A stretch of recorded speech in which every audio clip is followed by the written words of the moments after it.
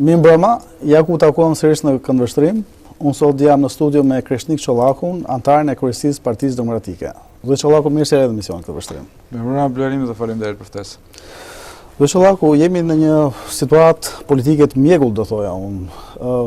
Si e shet zgjidhjen e kësaj mjegulle të krijuar? Në fakt do thoja që nuk jemi vetëm situatë të mjegull, jemi në situatë të errët politike, ose më saktë jemi në ato faza ku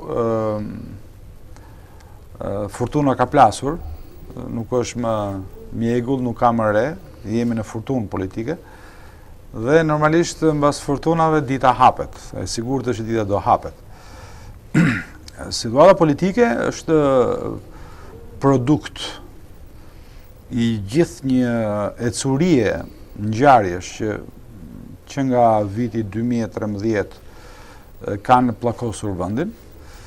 Ngjarja politike që pllakosi vendin mbas vitit 2013, mbas një rotacioni politik, të cilën ne Partia Demokratike në atë kohë e pranoi si të logjikshëm, si pjesë e normës dhe lojës demokratike në vend. Pritesh që sigurisht ne nuk ishim asnjë lloj dyshimi, por sigurisht normale është që njerëzit të prisnin dhe të shpresonin që në mos të gjitha ato çfarë kishte bërë qeveria apo forca politike që humbi zgjedhjet 2013, këta që e morën përsipër dhe morën dhe besimin e njerëzve ta drejtonin, duhet kishin bërë diçka më shumë, por jo më pak. Në fakt shohim që kanë bërë diçka të jashtëzakonshme, të paimagjinueshme. Rrallë është ta gjesh dhe në manualet më të çuditshme të politikës, projektin politik, ky grup njerëzish, disa e thonë rilindja, disa e thonë Partia Socialiste, unë s'jam dakord Partia Socialiste, të një grup politik që e quajtën rilindje vetëm, për asgjë s'kanë me rilindjen, pra realizuan një projekt të një sistemi demokratik hibrid, pra ku thënë trollç dhe siç njihet pra çfarë është sistem demokratik hibrid, është kur krimi i organizuar, mafia bashkëqeverisë me politikën, me qeverisjen e vendit. As më shumë dhe as më pak, kjo ka ndodhur në Shqipëri në këto 6 vite. Në një krizë besimi mbase, në një moment fatal në ecurim politike të Edi Ramës individ, në vitin 2013 Edi Rama nuk besonte se do të fitonte zgjedhjet ndaj Sali Berishës në mënyrë të ndershme dhe të drejtë, atë rregull. Një paranojë kjo fatale për të, realisht po ta mendojmë si qytetar, është një dramë për të, por një dramë që ne sot e paguam. Dhe për të fituar zgjedhjet ndaj Sali Berishës në atë kohë, Rama ju dorëzua një projekti politik i cila sintetizohet fare qartë me atë shprehjen bashkojmë gjithë qelbësirat për të mundur për të rrëzuar Sali Berishën. Sali Berisha u rrëzua, qelbësirat u bashkuan, por qelbësirat mbeten. Thënë në planin më konkret dhe pak të metaforët e rastit, problemi madhor që Shqipëria ka pasur në 6 vjet dhe që ka sot, i konstatohet sot, është bashkëqeverisja apo shkrirja në një simbioz e krimit organizuar, mafjas, me politikën, me pushtetin. Duket si e pathyeshme, zoti Çollaku? Ka patur dhe raste të tjera dhe vende të tjera ku është dukur si e pathyeshme, por në fakt është shkërmoqur në një javë, në një ditë, në një orë. Nëse doni të shikoni shembuj të tillë duke e pathyeshme aleance mafjes me politikën në Sicili, në Itali, në vitet 90, një duke pushteti Al Capones në SBA, apo grupe tjera gangstere dhe mafiozë që kanë qeverisur vendet, patjetër kanë marrë dhe vota në mënyrë demokratike. Mafia në Itali, në Sicili apo Sardenjë, mafia në mënyrë demokratike merrte votat. Por ishte mafia që i merrte votat. Pra, të gjitha këto lloj bashkëqeverisje shu duken si të pathyeshme duken, por shkërmoqen në një moment. Sot kemi projekti sigurisht që mafia të qeverisë duhen para të cilat prodhohen jo në rrugë, jo para djerse, jo para zhvillim ekonomik, jo para biznesesh. U projektua një tjetër operacion, i jashtëzakonshëm, i pakrahasueshëm, i kanabizimit të vendit. Miliarda euro u lëvizën, u përdorën dhe vazhdojnë përdoren nga ky aliazhi mafjes dhe politikës, për të blerë vota, për të siguruar pushtet. Pra krimi siguron para, krimi garanton pushtetin, pushteti lejon krimin të gjeneroj para dhe të vazhdoj aktivitetin kriminal. Kjo ka ndodhur në Shqipëri, dhe fundi kësaj rruge, sigurisht, ju thash, nuk ka asnjë simbios të tillë që mbijeton përjetësisht, fundi kësaj rruge do të vinte dhe fundi kësaj rruge erdhi. Erdhi kur përveç se opozitës, Partisë Demokratike, që mes gjithë defekteve, kritikave që patjetër mund t'i njihen, disa janë drejta, disa janë pa drejta, po është krejt normale që të ka patur kritika, shumë në ndërtim të leadershipit të saj. Një element të cilën nuk mund t'i kritikohet, kundërshtohet apo vihet në dyshim kësaj opozite, është rezistenca që në muajin e parë qeverisjes kërshi krimit të organizuar, pra inkriminimit të parlamentit dhe të qeverisjes, dhe luftës dhe projektit të kanabizimit të vendit. To janë dy betejë që Partia Demokratike, drejtuesi i saj, i ka kryer në eficiencën të thoja maksimale dhe në dimensionin po aq të pa imagjinueshëm. Është publiku është dëshmitar, është në fillim janë tallur me këto pretendime të Partisë Demokratike, o ku i keni kriminalët, hajde o kriminali im, hajde o shoku im, i kujtohet ç'bënte Rama me këtë të kavajës para pak vitesh, o po transporti drogës o janë mushkonjat, ose janë mushkonjat, o jo kështu ju duket, pra kaloi faza e talljes, përtalljes, dyshimit, skepticizmit, dhe fakti u treguan që absolutisht çdo fjalë, ju thash, unë nuk jam njeri që besoj apo avokoj perfeksionin në forcës time politike, as time personalisht. Patjetër kemi patur defekte, e kritikuar, duhen korrigjuar, edhe kurse janë të drejta, kritika duhen mirëpritur. Por në ka një pjesë ku nuk mundesh të vësh asnjë hije dyshimit të aktiviteti politik i Partisë Demokratike dhe i Lulzim Bashës personalisht, ka qenë lufta, betejë kundra krimit të organizuar, inkriminimit politikës dhe trafikut dhe kanabizimit të vendit si projekt politik. Produkt ka patur, sigurisht për shkak të këtij presionit të opozitës, parlament filluan të deputetët dikush dorëhiqej dhe dikush detyrohej të dorëhiqej nga mandati, urzuan kryetar bashkish, por me sa duket ende betejë ka qëndruar e hapur. Piku dhe kulmi kryesor ishte kur për shkak të disa faktorëve të ndërgjegjësuar tani më, për shkak të denoncimeve të opozitës shqiptare dhe alatët e partnerët tanë në botë, filluan të hedhin kamerat, veshët, sondazhe, sondat mbi situatën në Shqipëri. Keni fjalën për zërin e Amerikës? Kam fjalën jo vetëm për zërin e Amerikës dhe mediat e tjera, por edhe për agjenci që partnere që ndjekin luftën kundra krimit dhe drogës dhe aktivitetit kriminal të trafikimit të drograve ndërkombëtare. Dhe si produkt i këtij bashkërendimi midis aktorëve të brendshëm dhe aktorët e jashtëm, të dokumentuara në mënyrë zyrtare, të certifikuara nga institucionet, gjykatat, hetimet apo institucionet partnere zyrtare, janë prodhuar materiale, prova të bollshme, ku të gjitha këto pretendime të opozitës shqiptare, por dhe të publikut, që zguxon ato, por sigurisht opozita i kishte të zë, janë materializuar dhe provuar në dosje të dorëzuara në Prokurorinë e Republikës. Dosja 339, dosja 184 dhe mbase një dosje tjetër që shpejt mund të hapet. Këto nuk janë, thashë theme, këto nuk janë përgjime telefonash, këto nuk janë dokumentimi akuzave, këto janë operacione të strukturuara në bashkërendim me agjensit ndërkombëtare partnere të Shqipërisë, të certifikuara, përgjimet janë të autorizuara nga gjykatat, pra kanë vlerën e provës, ku provohen me fakte, me pamje, me audio, me të gjitha provat, implikimi i rënd kriminal i gjithë kupolës të qeverisë shqiptare me krimin organizuar, me trafikun ndërkombëtar të drogës dhe përfundon tek një proces i cili ka dëmtuar rënd dhe vën realisht në diskutim të thellë demokracinë dhe pluralizmin në Shqipëri, që është zgjedhjet e lira të ndershme. Nuk ka nevojë të bëhet asgjë më, mjafton që këto dosje të depozitohen, të çohen në gjykat dhe në mënyrë absolute, duke filluar nga kryeministri i vendit, një 3-4 ministra, kryetar bashkish, duhet të shkojnë jo para drejtësisë, duhet të arrestohen në vend për krime të cilat janë të provuara dhe që janë të depozituar në këto dosje, jo të opozitës, përsëris edhe një herë, po të aktorëve shumë të rëndësishëm partnerët këtij vendi në bashkërendim, patjetër edhe me struktura të hetimit të ndershme, të cilat kanë ekzistuar kapjes së shtetit. Jemi para këtyre skandaleve të pa dëgjuara, të pa precedenta në historinë e Evropës, po do të thoya jo të Evropës vetëm kontinentale, po edhe të gjerë të Evropës nga Azia deri në. Pra është e pa precedent. Dhe për shkak se ndodhemi të kësaj situate.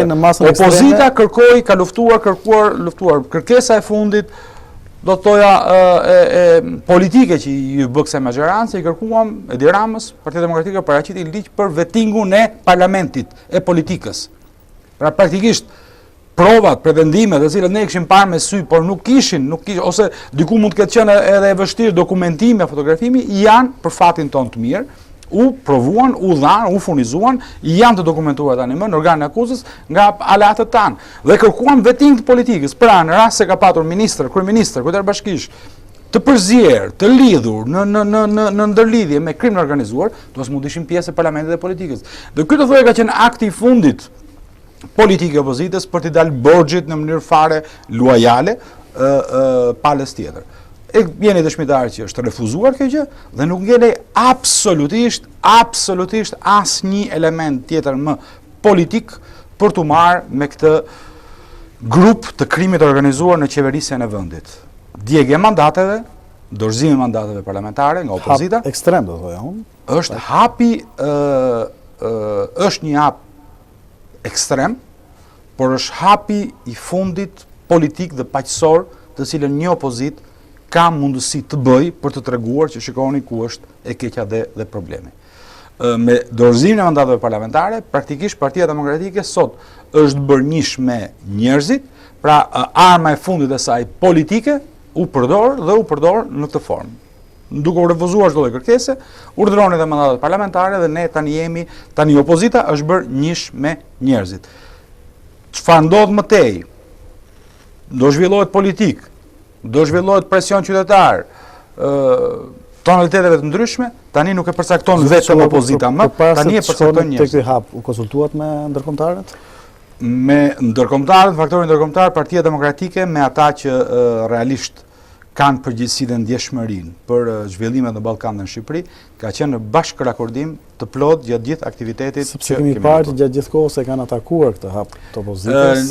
Çfarë publiku në Shqipëri ka parë dhe sheh, është në fat të keq dhe kjo mbase patjetër mund të jetë edhe për shkak të një mungese tonë sqarim apo edhe për pak do thoya për një gjykim të përcip mbi aktorët ndërkombëtar. Patjetër shikon, jo çdo njeri që flet anglisht në televizionet shqiptare mund konsiderohet faktori ndërkombëtar, se është fjalë shumë e madhe dhe fjalë shumë përgjithësuese.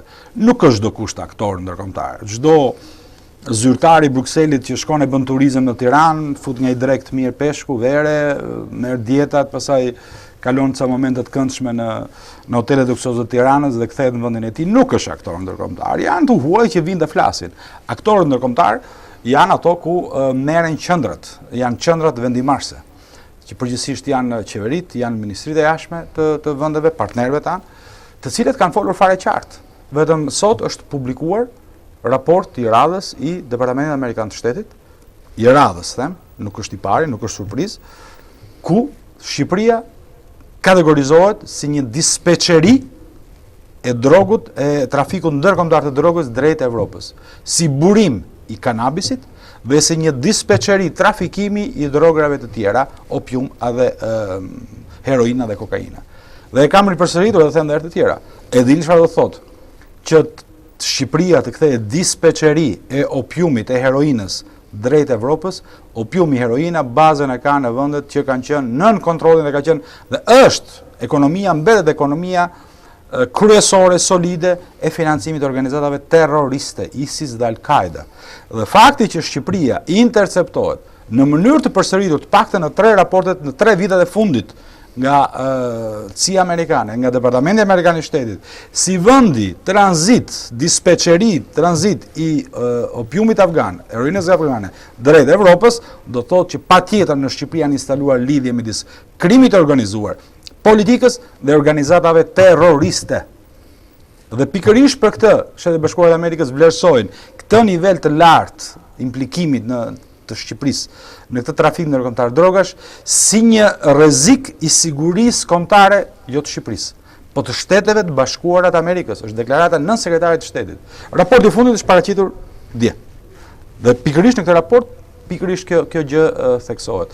Tranzit drogash të forta, burim kanabisit, pastrim parash, korrupsion në çdo segment, në çdo qelistë të qeverisjes dhe implikimi i qartë me krimin organizuar. Çfarë mund të flasin më ndërkombëtarët? Më thonin ndërkombëtar pastaj për këta eurodeputetët që mbas janë praktikisht të shkarkuar, këta janë faktorët ndërkombëtar, apo ndonjë diplomat që hutohet apo e rëndon pak vera e mirë e Ishull Lezhësh, duke ngrënë një peshk buz Bregdetit, futën në deklarat që i bën qef në ministrit Ratas. Kush është faktor ndërkombëtar? Kush është aktor ndërkombëtar nëmjet kësaj deklarate të Departamentit Amerikan të Shtetit apo deklaratave të ndonjë zëdhën si ambasada këtu në Tiranë? Njerëzit le të gjykojnë, i kanë të dyja përballë. Keni lexuar deklaratat e ambasadave, keni lexuar edhe deklaratën dhe qëndrimin e qendrës e shefave të këtyre në Tiranë, që është raporti i Departamentit Amerikan të Shtetit, qëndrimet e qeverisë gjermane, qëndrimet e shqetësimit e ministrave të jashtëm të tjerë. Dhe pastaj dëgjoni edhe ata diplomatët që vinë vërdall Tiranës, që i bëjnë favor dikujt apo dikujt tjetër. Pra kanë këto syze të rozë që vlerësojnë. Pra ju jeni në kontakt me ndërkombëtarët? Ne jemi absolutisht në kontakt me qendrat vendimarrëse ndërkombëtare, kemi absolutisht mirë kuptimin dhe mbështetjen në angazhimin e Partisë Demokratike në këtë betejë pa asnjë kompromis me trafikun, krimin organizuar dhe implikimin e shtetit, pushtetit me këtë trafik, sigurisht janë koshient dhe sikur ndër jemi koshient se hapi që kemi ndërmarrë nuk është një hap i lehtë, është një hap i cili kërkon situata, është një hap i jashtëzakonshëm, në një situatë jashtëzakonshme dhe sigurisht që do të kërkojë dhe mënyra zgjidhje të jashtëzakonshme.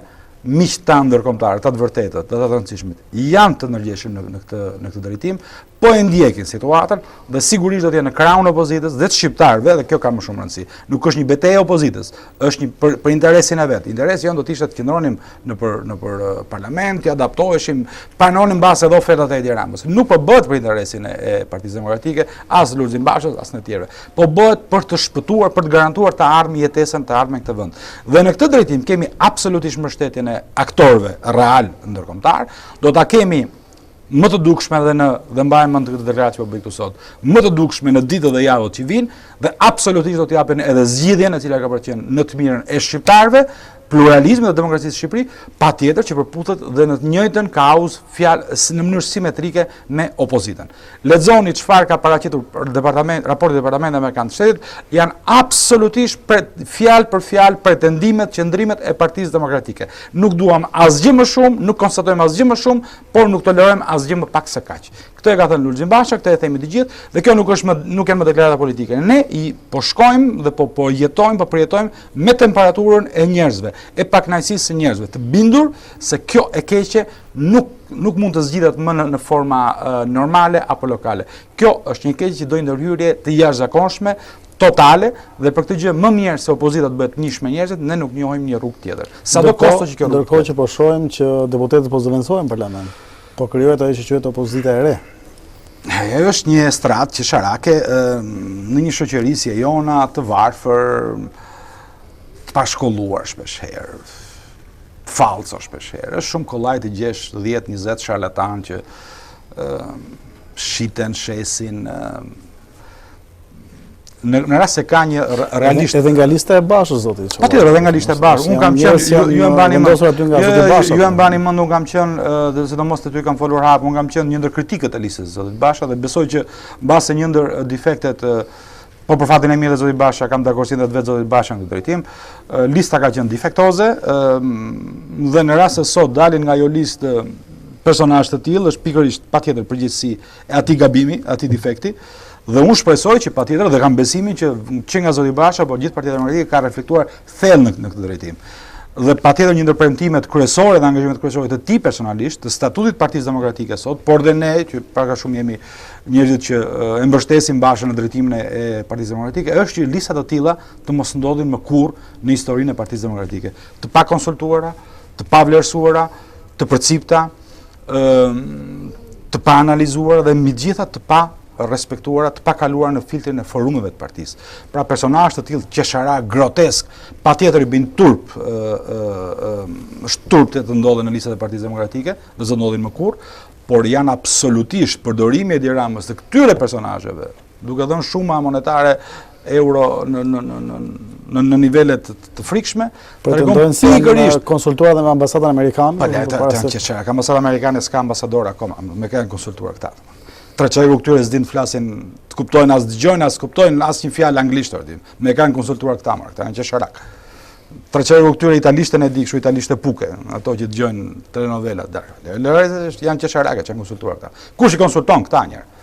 Po thoja që pikërisht aktivizim përpjekja e qeverisë për të prodhuar këtë idenë që ja këtu ka një opozitë, është pikërisht shenja, prova, jo për meritën tonë, është prova e radhës e fundit e degradimit total të këtij sistemi, total të këtij sistemi.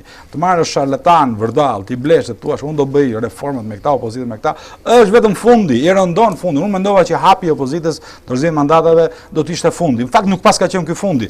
Fundi është aktivizimi i këtyre kontingjenteve sharlatane, të cilat vinë vërdall, të cilat për 50 euro janë gati të shesin çfarë kanë.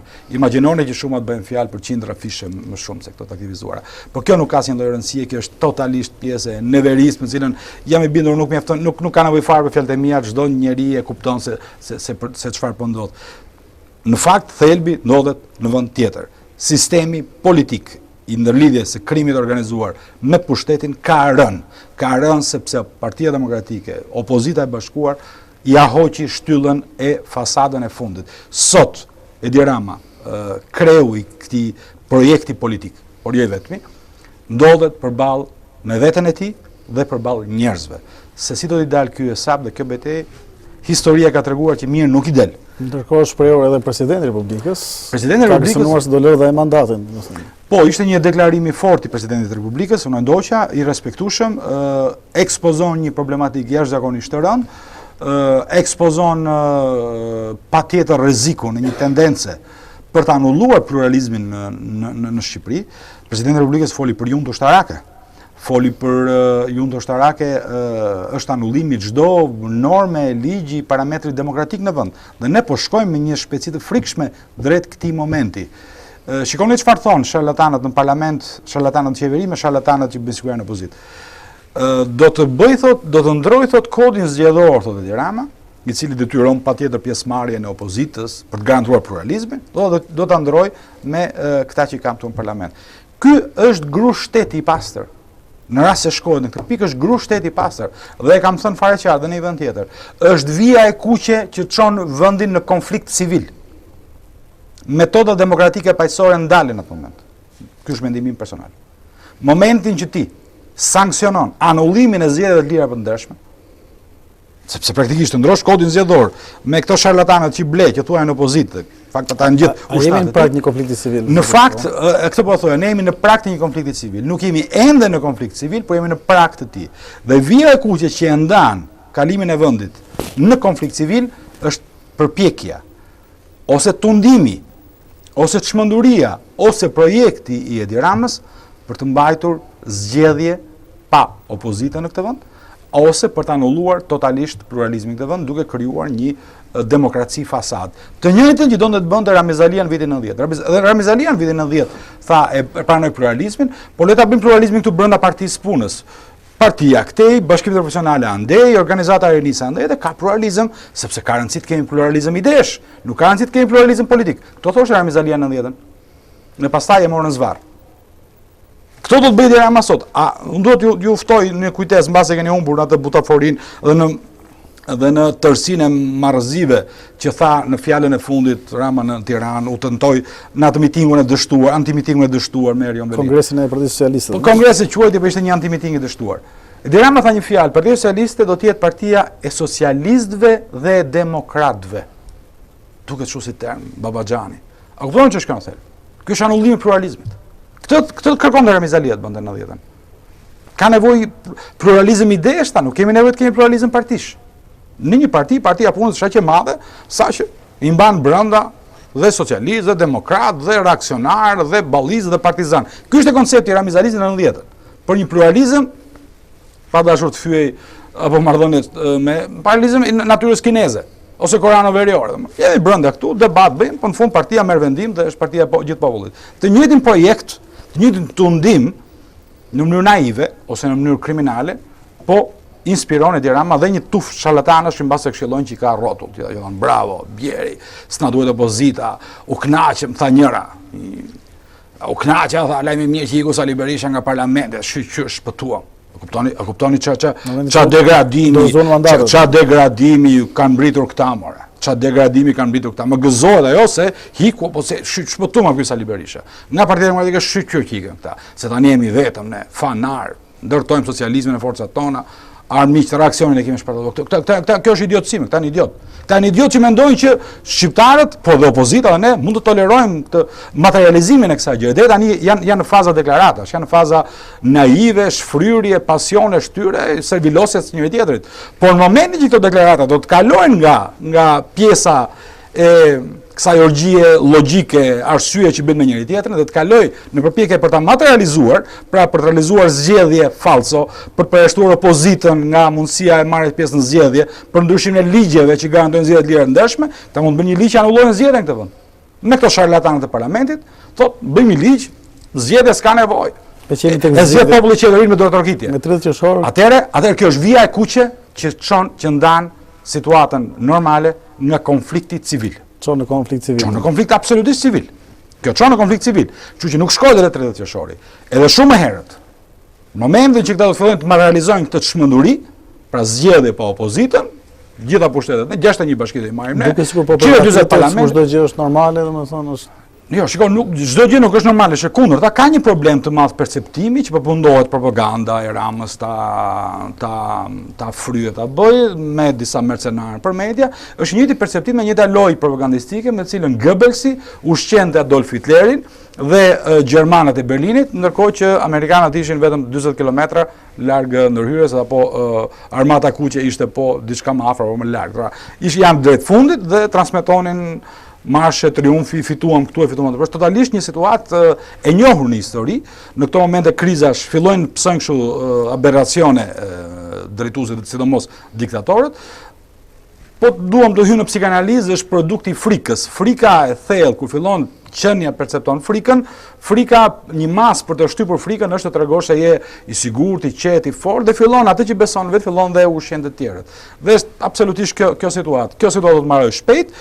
Ky normaliteti që përpiqen të shesin nëpër media, paguajnë të analistët e dargave, do të shikoni punë çështja e javës do të marrë shpejt, do të vinë në vete për të mirën e tyre dhe për të mirën e Shqipërisë. Sepse ju thash, e kundërta do të ishte një rrugë pastaj që fundi do dalë shumë keq. Tentativa për të shkuar në zgjedhje pa opozitën është konflikt civil. A rrezikojmë një 17 maj të dytë? Absolutisht asnjë lloj mundësie jo më. Në mënyrën absolute më. Nuk ka asnjë vullnet brenda Partisë Demokratike për të realizuar një marrëveshje me Edi Rama, nuk ka asnjë vullnet dhe sidomos tek Lulzim Basha personalisht për të realizuar marrëveshje të kësaj natyre me Edi Ramën. Partia Demokratike është e qartë, Lulzim Basha është i qartë, marrëveshje me Edi Ramën kryeministër nuk ka, çdo marrëveshje, çdo formulë zgjidhje e krizës do të jetë mbasi Edi Rama do të japi dorëheqjen si kryeministër i vendit dhe përmes një qeverie tranzitore. Në rast se Edi Rama do të vazhdojë të jetë kryetari i Partisë Socialiste apo jo, kjo nuk është çështja jon, as e Bashës, as e PD-s, as njeriu, është çështja e socialistëve. Si kryeministër Edi Rama nuk do të jetë më aktor i asnjë lloji zgjidhje politike në këtë vend për sa i përket Bashës, Partisë Demokratike, po besoj edhe partive të tjera të opozitës. Sa parashikohet zgjas qeveria tranzitore? Qeveria tranzitore nuk duhet të jetë një qëllim në vetë, por një qeveri tranzitore me mandat të qartë, me objektiv të qartë dhe me mbështetje të qartë duhet të ketë një sër objektivash. Objektivat do të jenë në mënyrën absolute dhe kryesore prerja, ndëshkimi i këtyre lidhjeve ndërmjet krimit të organizuar dhe pushtetit. Sigurisht një qeveri tranzitore duhet të jetë garante dhe të realizojë, të ndihmojë drejtësinë dhe të mos ta pengoj drejtësinë siç ka ndodhur në arrestimin e njerëzve të implikuar në dosje 339 dhe 194, që është nga ky kryetari i bashkisë këtu që keni Durrësit, është ai bashkisë tjetër, më duket është del Elbasani brenda, po sigurisht janë ministrat e Ramës, ministrat e shkuar të Ramës, që nga Gjiknuri, Gjaçka, personalisht e Di Rama dhe gjithë tabori tjetër që kanë realizuar këtë operacion grabitje votash. Janë provuara. Këto nuk janë pretendimet tona, nuk është retorikë politike, do doja unë një ndër që s'ka më simpatie politike do kisha akuzuar shumë të tjerë. Nuk mund të them, nuk mund përmend emra të tjerë. Po këta njerëz të implikuar në dosjet konkrete me prova të provuara, to njerëz do të arrestohen. Pra pa realizuar dhe çfarë pengon sot realizimin vënien para drejtësisë, arrestimin, po e them fare troç, është presioni i qeverisë. Ju e dini historinë, e dini pse Fatmir Xhafa humbi postën e ministrit brendshëm. Për e fleta arrestit e Van Gjushdakos, se u detyrua Fatmir Xhafa, pastaj ju grisa, ndodhi ajo historia që është folur në media dhe ka ndodhur kjo histori. Pra, kur të vi një qeveri që të ndihmojë drejtësinë, prokurorinë apo hetimin, të kryej këto goditje dhe jo ta bllokojë, ta terrorizojë apo ta pengojë këtë. Duhet të jetë një ndër objektivat e kësaj qeverie tranzitore. Patjetër nuk është vetëm kjo forcë ndëshkuese, patjetër ka edhe disa prioritete të cilat duhet zhvilloj, një reformë zgjedhore të ndershme, një mekanizëm zgjedhor ku një herë e mirë nga Shqipëria të shpëtojë nga kjo kangren e blerjes votave, qoftë me kufizimet financiare, qoftë me gjitha format, të ndëshkojë gjithë grupet kriminale në vend, të ndëshkojë dhe të godas fort organizatat kriminale që edhe sot që flasim, projektojnë një fushat të dytë të mbjelljes të kanabizimit të vendit, edhe sot që flasim. Mbas gjithë çfarë ka ndodhur, edhe pse ka dy ministra të brendshëm cilët janë para përgjegjësisë apo shkarkuar për lidhje me drogën, sot në momentin që flasim po përgatitet një fushat e dytë kanabizimi i vendit. Për shkak të detyrës apo përgjegjësisë politike që kam në qarkun e Dibrës, si drejtues i saj, kam 10 denoncime njerëzish që më thonë po fillojnë, po hapen, po digjen fushat dhe po digjen pyet për të krijuar plantacionet e reja të mbjelljes kanabisit sot. Pra thotë që asgjë s'kan pësuar dhe mësuar nga çfarë ka ndodhur. Sot. Unë jo pa qëllim ju pyeta se sa zgjat kjo qeveri tranzitore. Kjo qeveri tranzitore duhet patjetër të shkëputës të ndërpres këto lidhje. Dhe unë besoj që me një vullnet të qartë politik të njerëzve që do të drejtojnë apo do të jenë pjesë e kësaj qeverie, patjetër në bashkërendim të afërt dhe total me aktorët e vërtet ndërkombëtar, ata që nuk bëjnë kompromise me kanabizimin e vendit apo me kriminal në qeverisje për shkak të stabilitetit, unë besoj që në një hark të disa mujor apo 6 mujor mund të arritë të ketë rezultatet e para dhe të bëjë në këtë mënyrë që për herë jo të parë mbase, por në mënyrë jetike dhe vitale për këtë vend të rikthehet institucioni i zgjedhjeve të lira ndër. Çfarë ndodh me zgjedhjet lokale? Zgjedhje lokale nuk ka. Praktikisht mandatet mbarojnë dhe kemi një zgjedhje lokale nuk ka, zgjedhje lokale nuk mund të mbahen dhe nuk do të mbahen në rast se Di Rama nuk lë karrigen e kryeministrit vendit, jo si garë politike mes nesh, por si një generator politik i krimit organizuar në Shqipëri. Zgjedhje as lokale, as përgjithshme, nuk do të mbahen me këtë establishment. Dhe kjo jo si vullnet politik, apo si dëshirë apo politike jona, por si një pamundësi reale që një gjë e tillë të ndodhë. Unë mendoj, ka ende disa javë kohë, që me gjithë dëmeve që i ka bërë këtij vendi, kryeministri i vendit, i thras mendjes, të gjej arsyen, ai ka mundësi ta gjej arsyen, në rast se nuk e dim se partia e tij e vendit, paktën të bëjë dhe llogaritë veta dhe të jap një zgjidhje politike kësaj situate.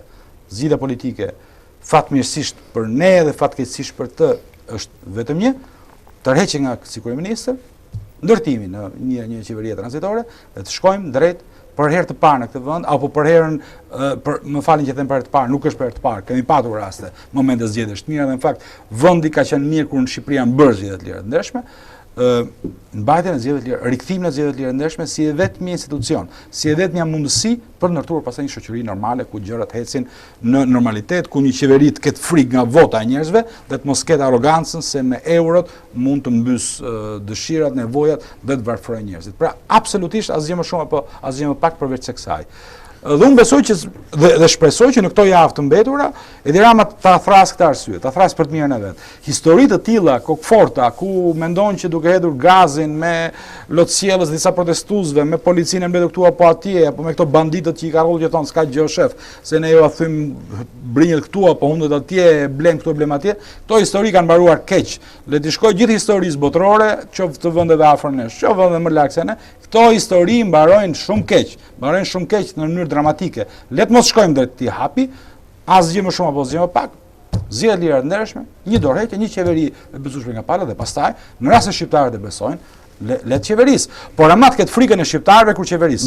Mos ketë oligarkat apo bandat kriminale mbazëshme. Jetën strategji, domethënë, do mblidhet përpara parlamentit kur ka seancë dhe strategjitë e opozitës janë të shumta dhe me thënë të drejtën janë dhe po aq masive sa që është edhe reagimi popullor. Në rast se njerëzit do na kërkojnë patjetër para parlamentit, do të kemi para parlamentit. Patjetër do të ketë protesta para parlamentit, do të ketë protesta kombëtare në Tiranë, do të ketë protesta lokale, do të ketë kundërshti, mosbindje totale kombëtare. Patjetër nga ana tjetër ne jemi të gatshëm dhe nuk e harrojmë këtë gjë, neglizhojmë. Ne jemi të gatshëm që në çdo moment të përgatisim cilësinë, programin më të mirë qeverisës dhe absolutisht cilësinë njerëzore më të aftë dhe eficiente të këtij vendi për të shkuar në zgjedhje të lira të ndershme dhe për të fituar ato, për të fituar thellë ato. Dhe po ta them në konfidencë, kjo është gjë që praktikisht ne e dimë, por po e them publikisht këtë gjë. Ne jemi shumë optimist nga sondazhet të cilat ndjekim dhe rezultatet që sot marrim. Në rast se sot ka zgjedhje të lira të ndershme, opozita dhe Partia Demokratike kanë një fitore totalisht të qartë në qeverisjen e vendit. Por kjo është fjala jon, këto janë sondazhet tona. Kjo nuk mund të jetë një tezë që në imponohet dhe zota përdor si arrogancë ndaj kashit publikut. Kjo është çfarë ne sondazhet na thonë. Në rast se zgjedhjet mbahen sot, Partia Demokratike është fituese e qartë e këtyre zgjedhjeve dhe e qeverisë. Me një mazhorancë të bashkuar mund të shkojmë në shifra që Edi Rama si janë dashur miliarda euro për t'i siguruar për t'i bler. Por ky është perceptimi jon. Dhe kjo nuk do të thotë se është e vërteta, ose kjo është e vërteta jon, nuk ka pse të jetë e vërteta dhe atyre që na kundërshtojnë. Ka një sjellje të qartë të ndershme. Le të krijojmë kushtet, le të shkojmë zgjedhje të lira të ndershme dhe njerëzit le të vendosin për programin ton, për njerëzit që përfaqësohen dhe për qeverisjen e nesërme të vendit. Nuk mundet më dhe nuk do të lejojmë më Partia Demokratike që zgjedhjet dhe vullnetin e njerëzve ta përcaktojnë jo përshtypjet mbi programet apo mbi divitet, por ta përcaktojë frika e bandave dhe thasët e zi me euro. Kjo histori ka vdekur në Shqipëri. Dhe as Edi Rama, as Van Gjushdako këtu e absolutisht asnjëri në asnjë cep të Shqipërisë mos ta ushqejmë mendjen më me këtë ide. Çdo tentativë për të shkuar sërish drejt kësaj rruge është konflikt civil. Çollaku, falenderoj që kishte dhënë emisionin për vështrim. Faleminderit unë. Të nderuar të shikues, ky ishte këmbështrim për sot. Ishim në studio me KRESHNIK ÇOLLAKun, antar i kryesisë Partisë Demokratike. Unë do të takim sërish në emisionin e ardhshëm, bashkë, natën e mirë.